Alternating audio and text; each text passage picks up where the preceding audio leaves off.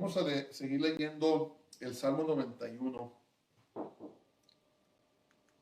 Vamos a seguir clamando la protección de Dios sobre nosotros, nuestras familias, sobre nuestros negocios, nuestros trabajos, nuestras finanzas, nuestra economía. Que el Señor levante vallados de fuego de protección impenetrables alrededor de nosotros, de los que le tememos. Y una vez más lo voy a leer personalizándolo, y les recomiendo que cuando lean ese salmo, estén orando, que también lo personalicen, y ahora van a ver qué es lo que quiero decir con eso. En el nombre del Señor, nosotros que habitamos al abrigo del Altísimo, moraremos bajo la sombra del Omnipotente. Diremos a Jehová, esperanza mía y castillo mío, nuestro Dios en quien confiamos. Y Él nos librará del lazo del cazador, de la peste destructora. Con sus plumas nos cubrirá, y debajo de sus alas estaremos seguros. Escudo y adarga es su verdad. No temeremos el terror nocturno, ni saeta que vuele de día, ni pestilencia que ande en oscuridad, ni mortandad que en medio del día destruya. Caerán a nuestro lado 1000 y 10,000 a nuestra diestra, mas a nosotros no llegará. Ciertamente con nuestros ojos miraremos y veremos la recompensa de los impíos. Porque hemos puesto a Jehová, que es nuestra esperanza, al Altísimo por nuestra habitación, no nos sobrevendrá mal, ni plaga tocará nuestra morada. Pues a sus ángeles mandará acerca de nosotros, que nos guarden en todos nuestros caminos. En sus manos nos llevarán, para que nuestro pie no tropiece en piedra. Sobre el león y el áspid pisaremos, hollaremos al cachorro del león y al dragón. Por cuanto en él hemos puesto nuestro amor, él también nos librará. Nos pondrá en alto, por cuanto hemos conocido su nombre. Le invocaremos y él nos responderá. Con nosotros estará en la angustia, nos librará y nos glorificará. Nos saciará de larga vida y nos mostrará su salvación. Gracias, Señor. Vamos a orar estos momentos, vamos a prepararnos para entrar en la palabra de Dios. Padre, esta mañana te damos gracias a ti, te adoramos, te bendecimos, te exaltamos. Gracias, Señor, porque nos has concedido un nuevo día de descanso, Señor, tu Shabbat, el día de reposo, el día que ordenaste, Señor, desde antes que, desde que estableciste la tierra, Señor, lo apartaste, lo santificaste. Padre, te damos gracias y te pedimos, Señor, ahora que nos ayudes a entrar en la alabanza. Oramos por las ofrendas, por los diezmos, Señor, que han dado. Que bendigas, Señor, a los hermanos, que bendigas a los que han dado para tu obra, Padre, y que estos recursos sean usados para engrandecer tu reino. Señor, también te pido este momento que abras nuestros corazones, abras nuestras mentes, nuestras almas, nuestros espíritus, Señor, para que recibamos lo que el Espíritu quiere hablar a nuestras vidas este día. Te pido, Señor, también, y ato a tu espíritu perturbador, ato tu espíritu de sueño o de pereza, Señor, que ataca a la gente cuando están oyendo la palabra de Dios. Los ato en el nombre de Jesús y por la sangre de Jesús. Y ahora te pido, Señor, que abras nuestros corazones para que podamos escuchar tu palabra. En el nombre de Jesús lo pedimos todo, lo pedimos todo. Amén. Okay. Ahí por correo electrónico a Citlali y Moisés, si nos están escuchando, les mandé la guía del sermón, si nos gustan seguir esta mañana.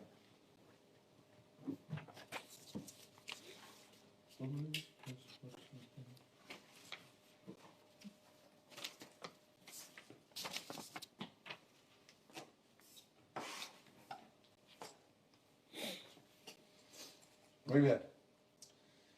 Entonces nos desviamos unas semanas con nuestro estudio en el libro de el Evangelio según San Mateo, pero hoy vamos a seguir. Hemos estudiado, ya tenemos algunos meses que hemos estado viendo el Evangelio según San Mateo, y estamos ya a punto por terminarlo. Estamos me parece que en el capítulo penúltimo, y ahora vamos a ver la crucifixión de nuestro Señor Jesús, nuestro Señor Yeshua, el Mesías. He titulado este mensaje, esta sangre fue derramada por ti. esta sangre fue derramada por ti. Y vamos a ver a Mateo, a Mateo 27, los versículos 26 al 50. Estos capítulos, el 26 y el 27 de Mateo, son capítulos muy largos, y los he dividido porque están muy largos, pero contienen mucha hermosa enseñanza e información. Ok, vamos a ver el nombre del Señor. Vamos a empezar en Mateo 27, 26, ¿qué dice? Entonces le soltó a Barrabás. ¿Se acuerdan que Barrabás es Bar-Abá, que en arameo quiere decir hijo del Padre? Dice, y habiendo azotado a Jesús, le entregó para ser crucificado. ¿Se acuerdan que tenían una costumbre los romanos con los judíos que en la fiesta de la Pascua acostumbraban soltarles a cualquier prisionero que ellos quisieran, para mantenerlos contentos? Y en este momento les dijo, ¿a quién suelto? ¿Suelto a Jesús o suelto a Barrabás? Y pues como todos sabemos, en vez de soltar al criminal genuino, en vez de soltar al hombre inocente, soltaron a un criminal que merecía la muerte y condenaron a un hombre inocente. Escriben sus papeles. El proceso de la crucifixión comenzaba con el azotamiento de la persona condenada. El proceso de la crucifixión comenzaba con el azotamiento de la persona condenada. Entonces, ese azotamiento que estaba relacionado con la crucifixión era cruel y sumamente doloroso. Era, tal vez si ustedes puedan imaginarse, el peor dolor que ustedes puedan pensar sucedía durante este azotamiento. Y lo que sucedía cuando azotaban a la persona que iba a ser condenada, usaban lo que llamaban un flago, un chicote, un azote. Y la agarradera era de madera y tenía unas, ¿cómo se llama? Unas tangas de piel, y al final tenía pedazos de hueso y de metal.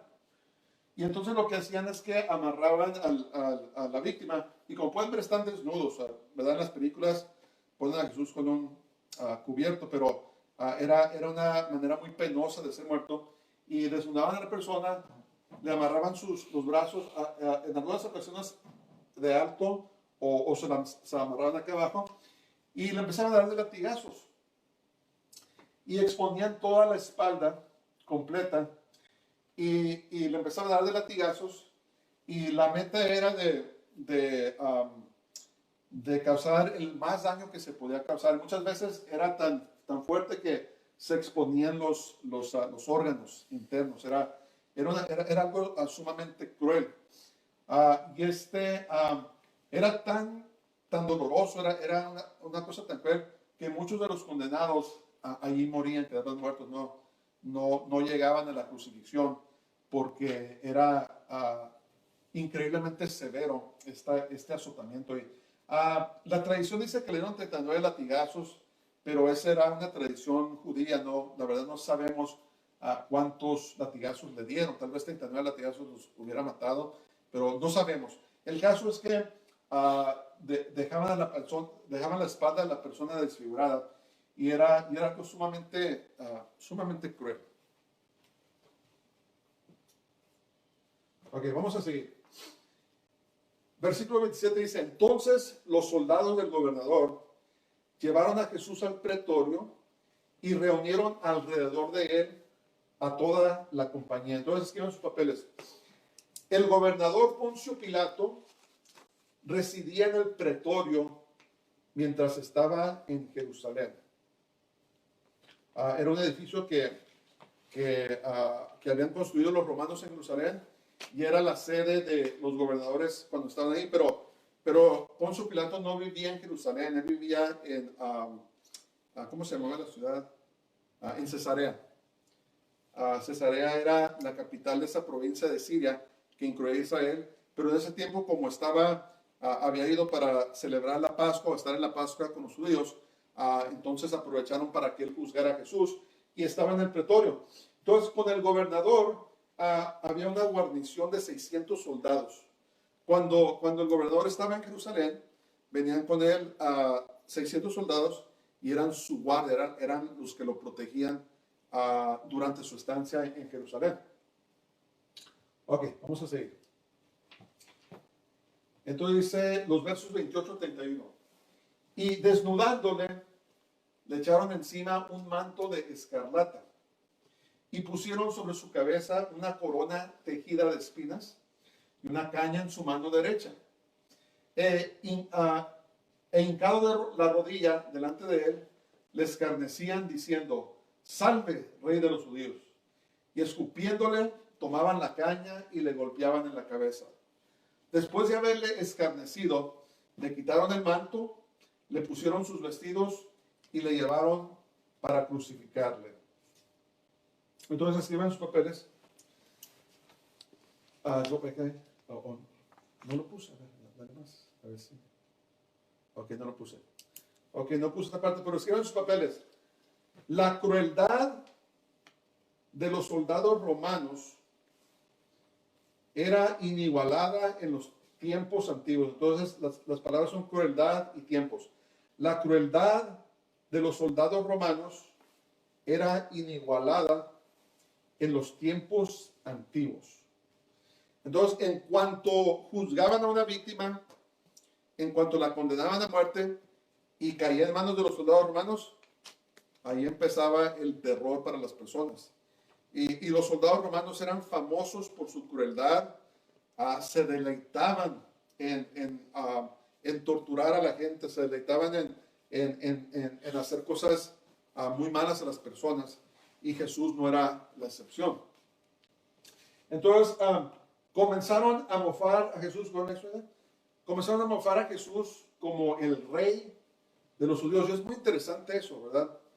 Es muy interesante. Dice, le pusieron un manto de escarlata, un manto rojo, unos dicen que es un manto morado, que era una de las capas de los soldados, y le pusieron una corona de espinas y le escupían y lo golpeaban con la caña lo usaba como si fuera su santo. Pero lo interesante de esto es de que se burlaban de Jesús como un rey, pero no sabían que estaban viendo al Rey de Reyes y al Señor de Señores. Entonces, mientras hicieron todos estos actos simbólicos, ¿se acuerdan de ese canto muy bonito que dice con una corona de espinos? ¿Cómo dice? Te hiciste rey por siempre.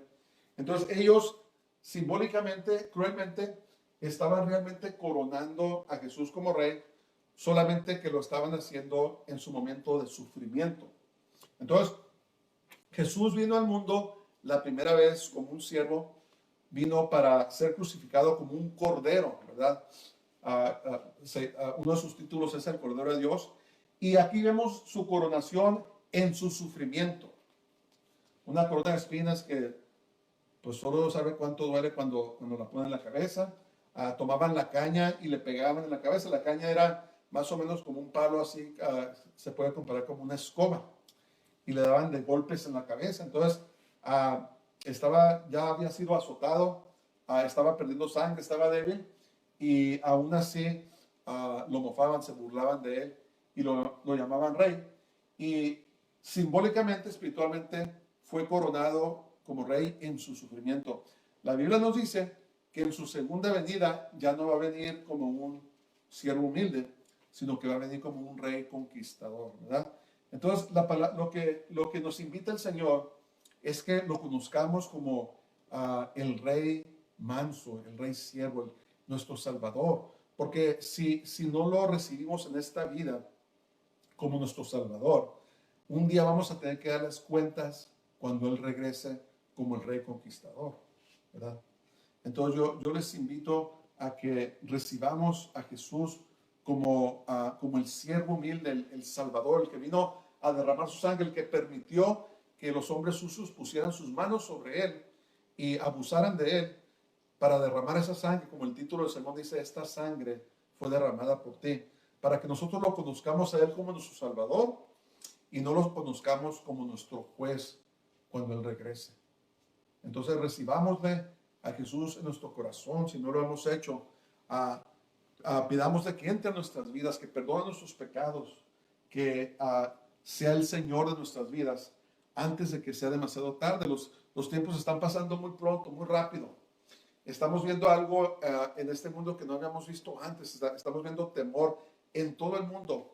Habían habido pandemias en el pasado, ¿verdad? Habían habido pestes, enfermedades, pero nunca se había visto un temor colectivo como lo estamos viendo hoy en este día. Y todo esto son señales de que este rey humilde, este siervo, está a punto de regresar. Entonces debemos estar preparados, debemos tomar las cosas de Dios en serio, porque no falta mucho para que nuestro rey, el rey Jesús, ¿verdad? El rey de los judíos, como le pusieron, regrese a tierra.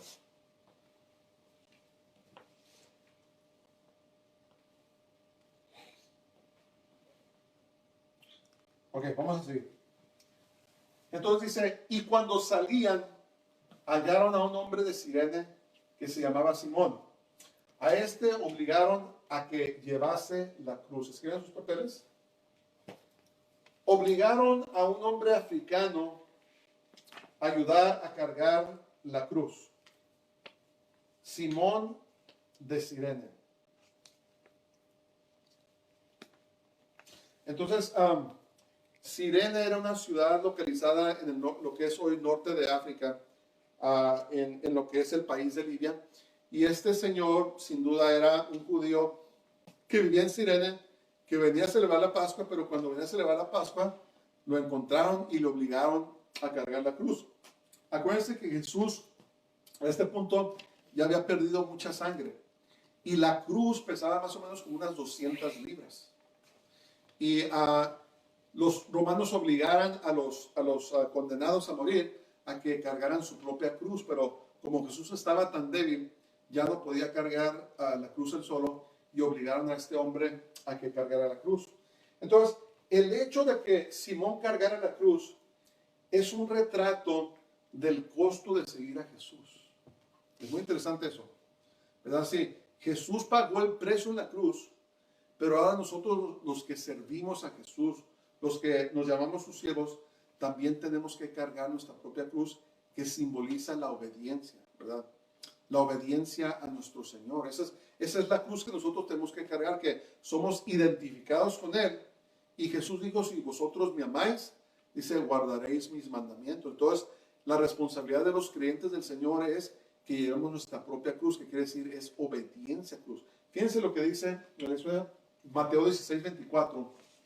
Dice, entonces Jesús dijo a sus discípulos, si alguno quiere venir en pos de mí, niéguese a sí mismo y tome su cruz y sígame. A mí no me sorprendería que este Simón de Cirene se haya hecho discípulo de Jesús después de todo lo que pasó, pero él fue escogido y su nombre fue grabado para ayudar a cargar la cruz, que simboliza la responsabilidad, la obediencia que nosotros le debemos a Jesús como sus siervos. Es muy hermoso todo este simbolismo. Nada de lo que sucede en el camino de Dios, en la Biblia, en nuestras vidas, es por accidente, sino que todo ha sido orquestado, todo ha sido ordenado por Dios. Ok, vamos a seguir. Dice Mateo 27, 33 a 34. Y cuando llegaron a un lugar llamado Gólgota, que significa lugar de la calavera, esa es una palabra latina que quiere decir calvaria, que literalmente quiere decir cráneo, el cráneo de una persona. Dice, le dieron a beber vinagre mezclado con hiel, pero después de haberlo probado, no quiso beberlo. Entonces, escriban en sus papeles. Quisieron darle mirra con vinagre a Jesús, pero la rechazó. Entonces, una vez más, quisieron darle mirra con vinagre a Jesús, pero le rechazó. Entonces, esta palabra hiel, aquí donde dice hiel, era lo que les daban a los que iban a ser crucificados, era mirra, y es ¿cómo se llama? Es un narcótico, es una droga. Y la razón que les daban era para, crearlo o no, teniendo un poco de misericordia, les daban un poco para drogarlos, para que no sufrieran tanto como sufrirían si no tuvieran alguna sustancia en su cuerpo. Pero Jesús la rechazó. ¿Por qué rechazó Jesús esto? Como probó, porque Jesús tenía que estar en todas sus facultades mentales para pasar lo que tenía que pasar. Él no podía estar bajo la influencia de ninguna sustancia porque tenía que estar bien consciente de lo que él estaba haciendo, de lo que iba a suceder. Entonces, el trabajo que Jesús vino a hacer a este mundo, Jesús lo hizo voluntariamente. Dice la palabra de Dios que el Padre mandó a Jesús, ¿verdad? Porque de tal manera amó Dios al mundo que ha dado a su Hijo unigénito para que todo aquel que en él cree no se pierda, mas tenga vida eterna. Dice, porque de tal manera amó Dios al mundo que ¿qué? Que envió a su Hijo. Entonces, Jesús vino con una misión y todo lo hizo voluntariamente, ¿verdad? Cuando oraba él en el jardín y decía, Padre, si fuera posible que pase esta copa de mí. Dice, pero no sea hecha mi voluntad, sino la tuya. Entonces, Jesús se sometió al Padre y él voluntariamente fue a la cruz. Entonces, él tenía que tener todas sus facultades mentales. No podía estar entorpecido por ninguna sustancia por lo que él estaba a punto de hacer. Y por eso es que él no, rechazó de que le dieran esta mirra a beber. Ok, vamos a seguir. Fíjense, todo lo que hizo Jesús por nosotros es tremendo todo eso, ¿verdad? Estos detalles que estamos viendo que Jesús hizo todo por amor para nosotros, como dice el título del mensaje, esta sangre fue derramada por ti. Entonces, verso 35 dice, cuando le hubieron crucificado, repartieron entre sí sus vestidos, echando suertes para que se cumpliese lo dicho por el profeta. Partieron entre sí mis vestidos y sobre mi ropa echaron suertes. Entonces escriben sus papeles. Los romanos heredaron el método de ejecución por crucifixión de los persas, fenicios y cartagineses. Los romanos heredaron el método de ejecución por crucifixión de los persas, fenicios y cartagineses. Entonces, los fenicios y los cartagineses son la misma gente. Los fenicios, si ustedes se acuerdan, fueron amigos del rey Salomón en las ciudades de Tiro y Sidón. Pero llegaron los griegos y los conquistaron, destruyeron a Tiro y los fenicios se fueron huyendo al norte de África. Allí establecieron una ciudad que se llamaba Cartagena, que se hicieron muy poderosos. O sea, los fenicios eran grandes, ¿cómo se dice?, marineros. Construían barcos y dominaron todo el Mediterráneo hasta que fueron conquistados por los romanos. Pero los persas y los fenicios, ellos desarrollaron este método de ejecutar a la gente por medio de crucifixión que los romanos con mucho gusto adoptaron. Y la ejecución por crucifixión fue diseñada para traer una muerte larga y tortuosa. Era diseñado para traer una muerte larga y tortuosa, ¿verdad? Muchas veces las víctimas de la crucifixión duraban días vivos, ¿verdad? Y muchas veces, no quiero ser muy gráfico, pero las aves de rapiña se los comían vivos al estar ahí en la cruz, porque hay personas que tardan mucho para morir.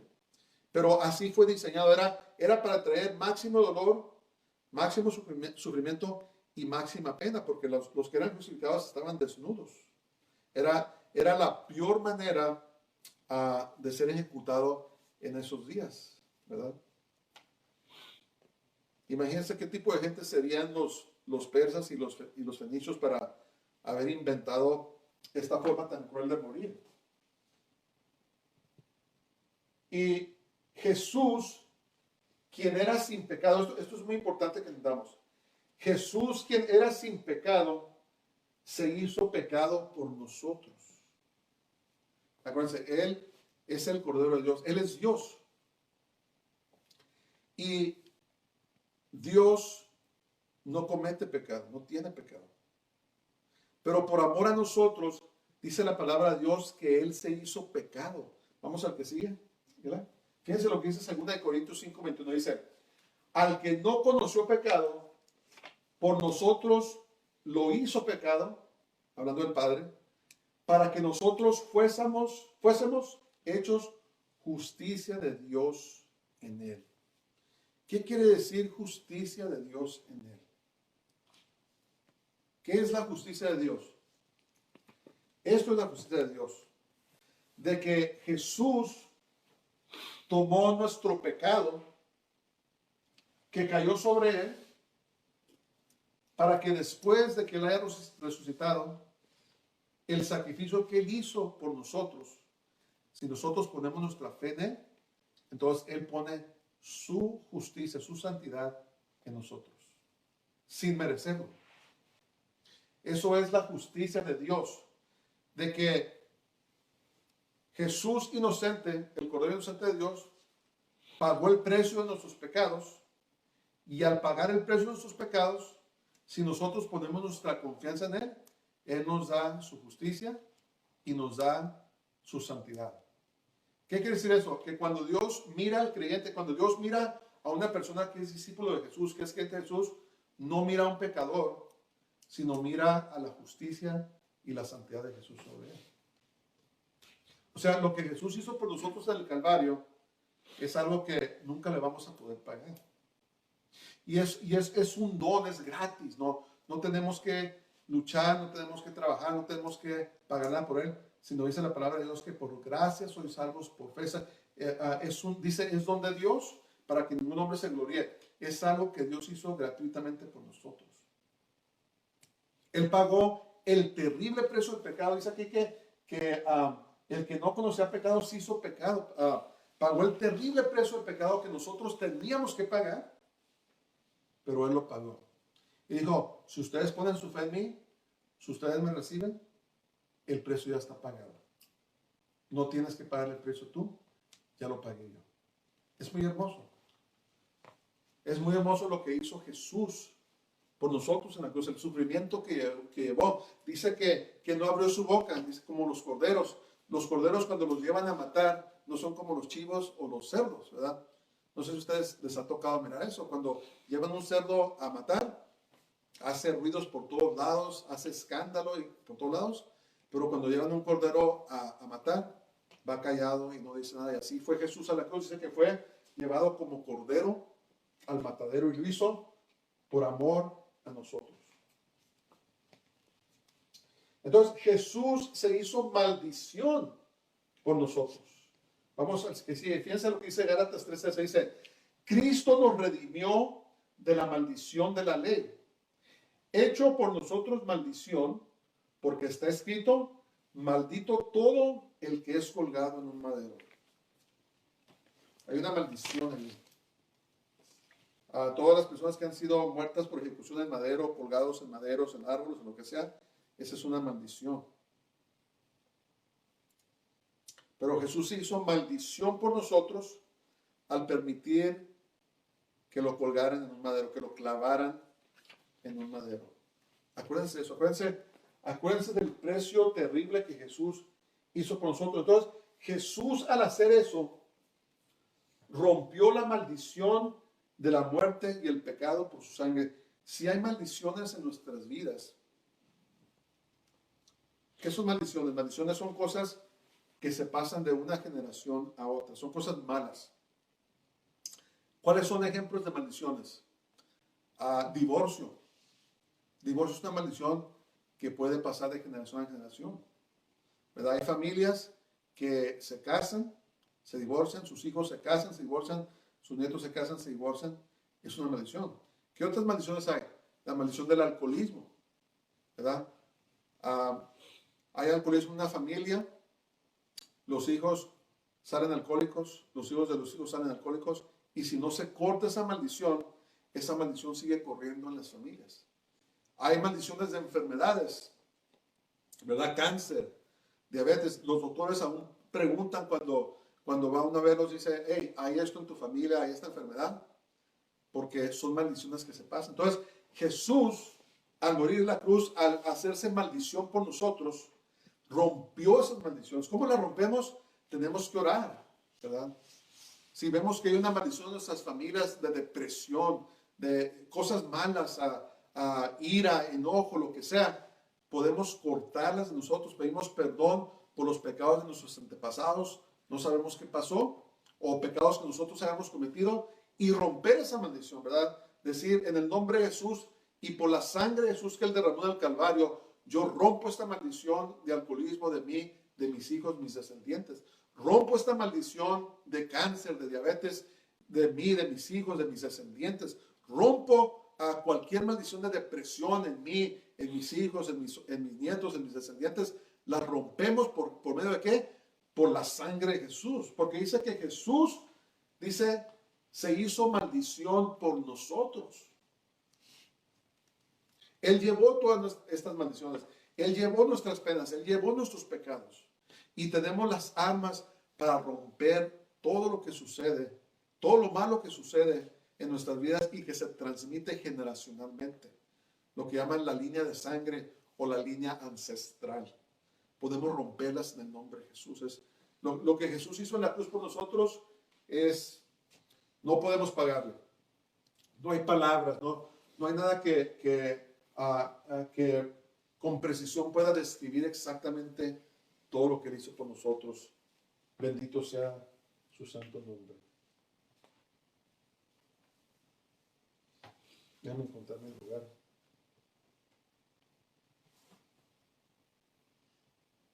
Entonces, muchas profecías también fueron cumplidas en la muerte de Jesús. Esa profecía que dice que, ¿puedes regresar, Tina? Un poco más.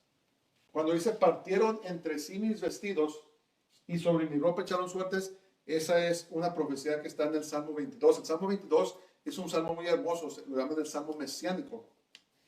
El Salmo 22 habla de la crucifixión de Jesús.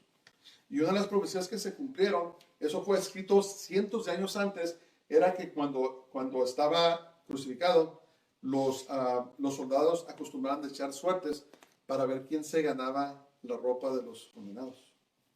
Es tremendo, ¿verdad? Ok, vamos a seguir.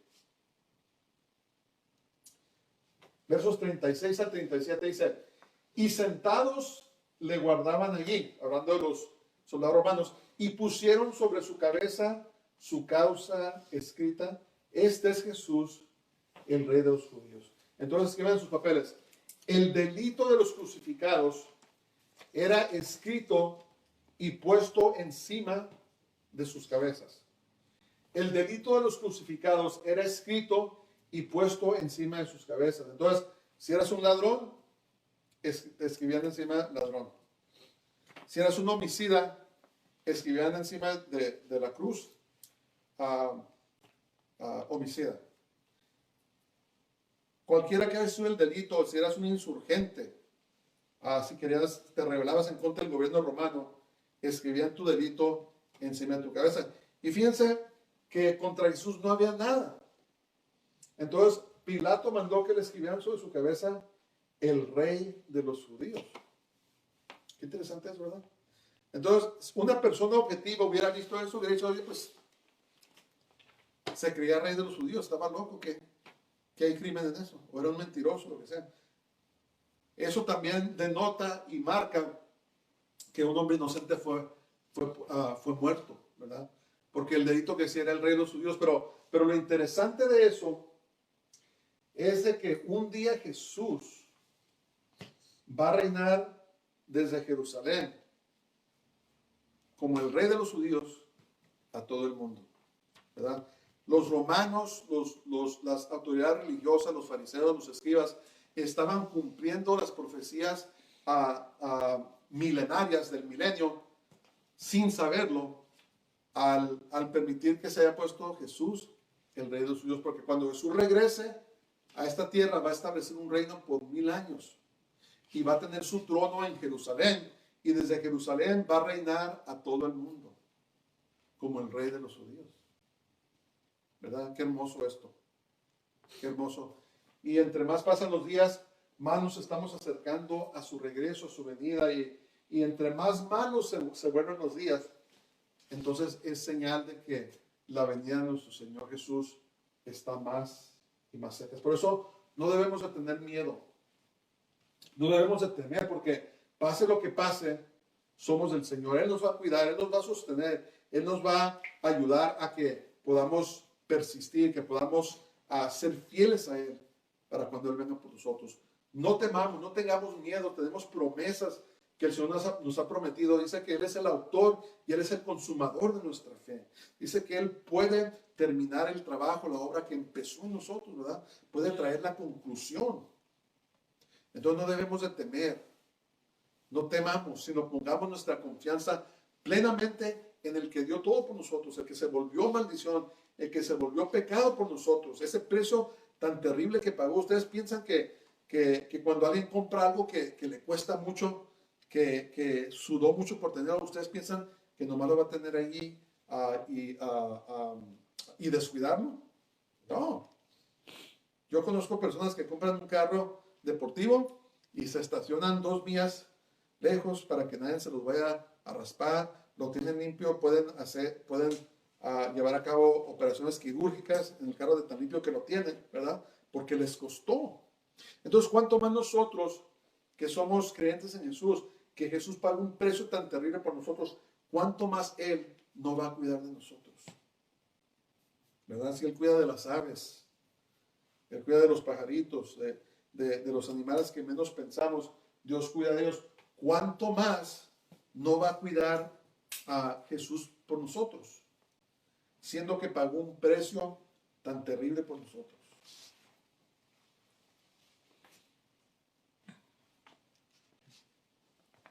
Ok, vamos a seguir. Versos 38 al 40 dice: entonces crucificaron con él a 2 ladrones, uno a la derecha y otro a la izquierda. Y los que pasaban le injuriaban meneando la cabeza y diciendo: tú que derribas el templo y en 3 días lo reedificas, sálvate a ti mismo. Si eres el Hijo de Dios, desciende de la cruz. Entonces, ¿qué eran sus papeles? La gente se burlaba de Jesús con las acusaciones falsas en contra de él. La gente se burlaba de Jesús con las acusaciones falsas en contra de él. ¿Se acuerdan ustedes que una de las acusaciones era de que lo acusaban que iba a destruir el templo y que en 3 días lo iba a reedificar? Pues no comprendían que estaba hablando de él mismo, estaba hablando de su propio cuerpo, que iba a morir, estar en la tumba 3 días y iba a resucitar. Pero seguían echándole en cara esas acusaciones falsas y también se burlaban de él como el Hijo de Dios. Ellos no creían que Jesús es el Hijo de Dios. El Hijo de Dios es un título divino, ¿verdad? Porque si tú dices que tú eres el Hijo exclusivo de Dios, tú estás diciendo que eres igual a Dios. Entonces, ninguna persona en este mundo puede decir que es el hijo o la hija de Dios. Somos hijos, ¿verdad? Somos un hijo, somos una hija de Dios por medio de Jesús. Pero el único que puede llevar el título el Hijo de Dios exclusivamente es Jesús, ¿verdad? Porque el Padre de Jesús no fue un hombre, sino fue Dios mismo, ¿verdad? Entonces, ¿qué hace eso? Que lo hace igual a Dios. Nosotros somos hijos de nuestros padres, nuestras madres, somos iguales a ellos porque venimos de ellos. Pero Jesús no vino de ningún hombre humano, Él vino de Dios. Dice la palabra de Dios que el Espíritu Santo vino sobre María y quedó encinta. Y entonces Jesús viene, su Padre es Dios. Por eso cuando dice que Él es el Hijo de Dios, es un título divino, es un título que habla de la deidad de Jesús. Y por eso se burlaban de él y decían: ¿sabes qué? Si eres el Hijo de Dios, sálvate. No creían en él. Ok, vamos a seguir. Dicen los versos 41 al 43. De esta manera también los principales sacerdotes, escarneciéndole, quiere decir burlándose, con los escribas y los fariseos y los ancianos decían: a otro salvó, a sí mismo no se puede salvar. Si es el Rey de Israel, descienda ahora de la cruz y creeremos en él. Y no es cierto, aunque se hubiera bajado Jesús, no hubieran creído en él. Confió en Dios, líbrele ahora si le quiere, porque ha dicho: soy hijo de Dios. Ellos, obviamente, ellos tampoco creían que Jesús era el Hijo de Dios. Entonces, ¿qué nos papeles?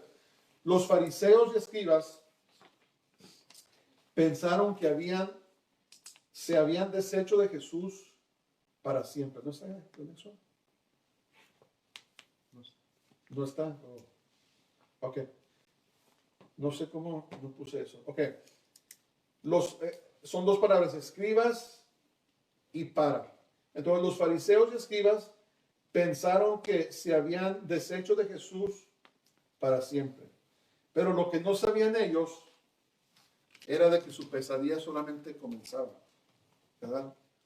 Porque cuando Jesús resucitó, entonces, y los discípulos fueron llenos del Espíritu Santo, se expandió como una explosión a los creyentes en Jesús.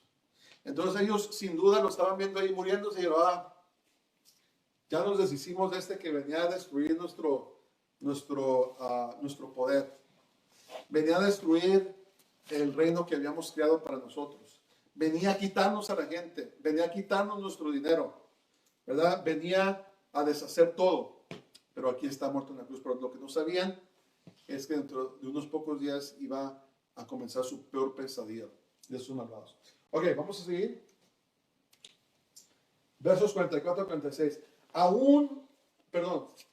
Lo mismo le injuriaban también los ladrones que estaban crucificados con él. Todos los ladrones también se estaban burlando de Jesús y después nos vamos a dar cuenta que uno de ellos se va a arrepentir.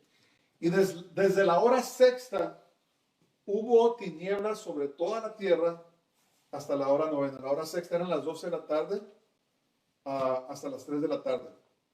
Y a las 3 de la tarde es cuando hacían el sacrificio. Esto es interesante. Es cuando hacían el sacrificio de la tarde. Entonces Jesús, por 3 horas, hubo tinieblas sobre toda esa región. Y cerca de la hora novena, Jesús clamó a gran voz diciendo, Elí, Elí, lama sabactani. Esto es, Dios mío, ¿por qué me has desamparado? Entonces escriban sus papeles. Por 3 horas hubo tinieblas en el área, marcando la oscuridad de lo sucedido. Por 3 horas hubo tinieblas en el área, marcando la oscuridad del sucedido. Entonces Jesús clamó porque la ira de Dios sobre el pecado cayó sobre él. No, nunca vamos a poder comprender esto. El castigo de Dios, la ira de Dios en contra del pecado cayó sobre Jesús. Y acuérdense ustedes que él estaba en todas sus facultades mentales.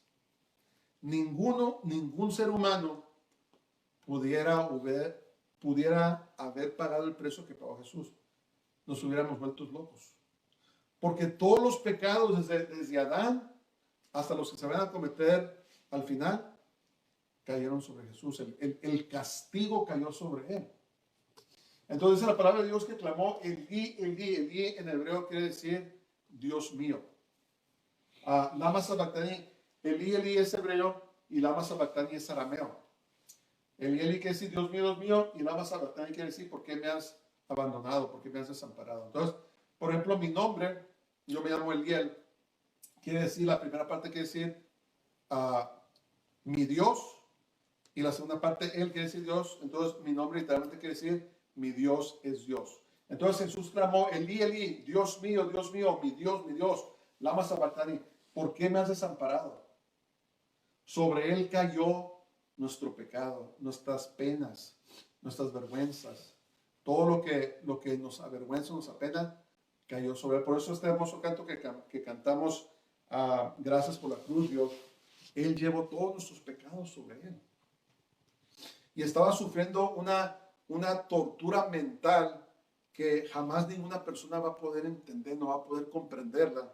Porque la ira de Dios, el castigo, dice en Isaías 53, el castigo de nuestro pecado, de nuestras faltas, cayó sobre él. Dice, y por su llaga fuimos nosotros sanados. Y esto fue el punto de la crucifixión, ¿verdad? Ese es el punto de que Jesús pagó este terrible precio por nosotros, por amor a la humanidad, ¿verdad? Cuando alguien dice, Cristo te ama, Jesús te ama, está diciendo la verdad. Jesús nos amó tanto que pasó por esto, se separó del Padre. Literalmente el Padre tuvo que separarse de Jesús a causa del pecado. Por eso dijo Jesús, ¿por qué me has desamparado? Porque hubo una separación temporal cuando el pecado cayó sobre Jesús y cuando la ira de Dios, el castigo de Dios cayó sobre él, que nos merecíamos nosotros, pero que llegó Jesús, entonces Jesús clamó a gran voz. Y yo pienso que es importante que comprendamos esto nosotros. Comprendamos el precio terrible que Jesús hizo por nosotros para que seamos agradecidos, ¿verdad? Estamos pasando por problemas, no sabemos a dónde se va a ir todo esto, pero lo que sí sabemos es que tenemos un Dios que nos ama, que dio todo por nosotros y que nos va a cuidar, ¿verdad? Como vimos ese versículo hermoso que dice, y si vivimos, para Cristo vivimos, sea que vivamos o que muramos, somos del Señor, pertenecemos a Él. Animémonos con eso. Si sentimos ganas de desanimarnos, de deprimirnos, de tener miedo o lo que sea, animémonos con eso, que somos del Señor, que Él comprobó que nos ama, Él comprobó que Él cuida de nosotros habiendo pagado este precio tan terrible.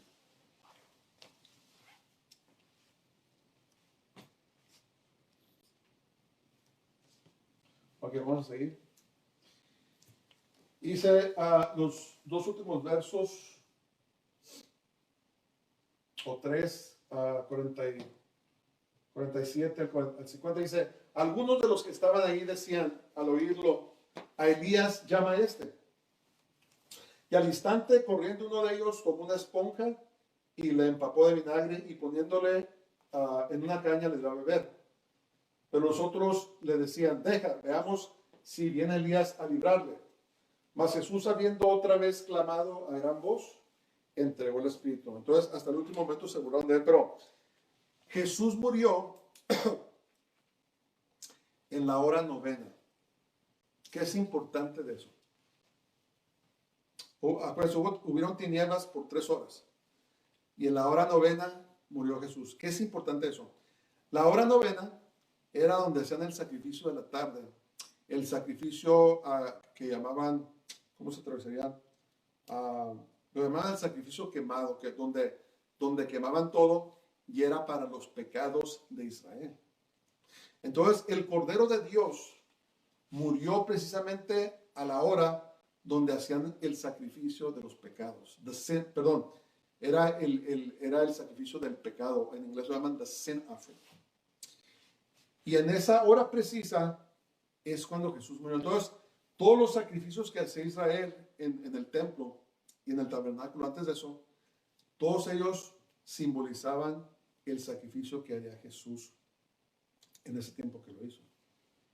Y precisamente a la novena hora, cuando hacían el sacrificio del pecado, fue cuando murió Jesús. Y la semana que entra vamos a ver lo que sucedió después de la muerte de Jesús, ¿verdad? Vamos a ver lo importante, pero este día vamos a terminar aquí. Pero es tremendo eso, el tiempo de Dios es preciso, es conciso, nunca llega antes Dios, nunca llega tarde. A veces pensamos, oh Dios, hubieras llegado llegaste tarde. No, Dios nunca llega ni antes ni llega después, Él siempre llega a la pura hora, ¿verdad? Entonces Jesús murió a la hora del sacrificio del pecado, al pagar el precio de los pecados de toda la humanidad. Qué barro, qué tremendo. Eso es algo que es tan difícil de comprender, pero eso es lo que hizo Jesús por nosotros. Él cumplió, dice que en otro evangelio dice, hecho está. Cumplió el propósito del cual había venido. Hizo todo el trabajo. Cuando nosotros decimos, no, yo tengo que hacer esto para ser salvo, yo tengo que hacer obras, estamos diciendo que el trabajo que hizo Jesús en la cruz no fue completo. No, Jesús hizo el trabajo completo. Hizo la obra completa. Somos salvos por lo que hizo Jesús por nosotros en la cruz. Por eso dice la Biblia, no por obras, para que ningún hombre se gloríe. Esto fue lo que Jesús hizo por nosotros. Entonces, en conclusión,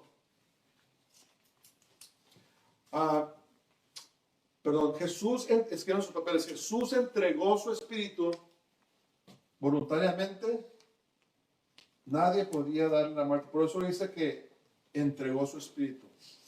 Nadie podía matar a Jesús. A Jesús lo trataron de matar muchas veces en su vida y nadie pudo. Es más, una vez su propio pueblo de Nazaret lo llevaron a un precipicio y lo quisieron aventar, pero no pudieron. ¿Por qué? Porque no era su hora. Entonces, a Jesús nadie le quitó la vida. Acuérdense de eso. Él la entregó. A Dios nadie le quita nada. Dios es soberano. Dios es independiente sobre todas las cosas.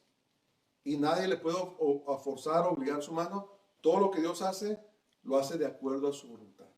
¿Amén? Entonces, Jesús entregó el Espíritu porque a Él nadie le quita la vida. Él lo hizo por amor a nosotros, por amor a la humanidad. Acuérdense de eso. A Dios no podemos forzarlo. Por eso debemos someternos a Él, debemos ser obedientes a Él. No podemos hacer las cosas que queremos porque Él es Dios. Ok. Ahora sí, vamos a concluir. Cuando se habla de derramar sangre, es una idea repugnante para muchos. Debemos comprender que sin derramamiento de sangre no hay perdón de pecados. Jesús derramó su sangre inocente y pagó el precio terrible que nos correspondía a nosotros. Voy a leer la última oración. Jesús derramó su sangre inocente y pagó el precio terrible que nos correspondía a nosotros. Y termino con reiterar el título de este mensaje, que es: esta sangre fue derramada por ti. Mira, bueno, ¿por qué no cantamos para despedirnos esa última de... Gracias por este tiempo que nos concedes pasar, Señor, para adorar y decirte. Te pido bendición por todos los que nos acompañaron este día y tu protección, Señor. Solo levantamos nuestras manos, les la bendición. Baruch haba Hashem Adonai. Bendito el que viene en el nombre del Señor. Que el Señor te bendiga y te guarde. Que el Señor haga resplandecer su rostro sobre ti y tenga de ti misericordia. El Señor haga volver su rostro sobre ti y te llene de su paz, de su shalom. Que seas bendecido en todo. Seas bendecido en tu casa, en tu familia. Seas bendecido cuando estés en tu casa, cuando salgas, cuando entres. Seas bendecido en tu trabajo. Seas bendecido en los alimentos. Que nunca falte alimento en tu casa, en tu hogar. Que nunca te falte trabajo, nunca falte provisión. Y que el Espíritu Santo de Dios siempre habite y reine en tu casa, en tu vida. Que reine en todas tus relaciones. En el nombre de Yeshua HaMashiach, en el nombre de Jesús, el Mesías, lo pedimos todo. Dios te bendiga y a todos los que nos acompañaron, Dios los bendiga y estamos en comunicación. Amén.